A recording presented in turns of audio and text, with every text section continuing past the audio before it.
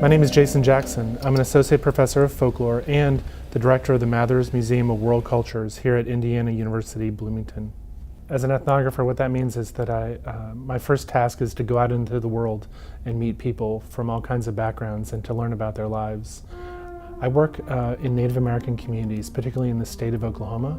And Oklahoma is unusual in that it is the home today of many different Native groups whose homelands were all over North America.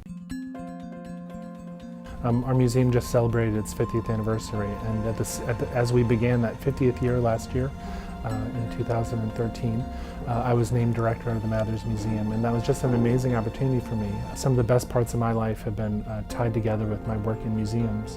One thing that happened over those 50 years is that supporters and friends from around the world and around the country have contributed to our collections, so that our collections have grown and become stronger in ways which are indicative of a museum that's healthy and doing good work.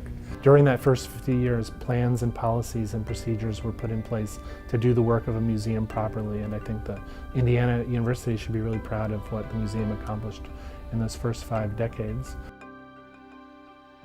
If museums are changing, and I think they very much are, they're changing in a number of ways, one of which has to do with responsiveness to community needs. A residential campus in the classic mode, like Indiana University Bloomington, has an obligation to constantly think, well, what is it that we're offering students that you can only take advantage of if you do come to Bloomington and study here? And from my point of view, the Mathers Museum and the other museums on our campus are one of the answers to that question.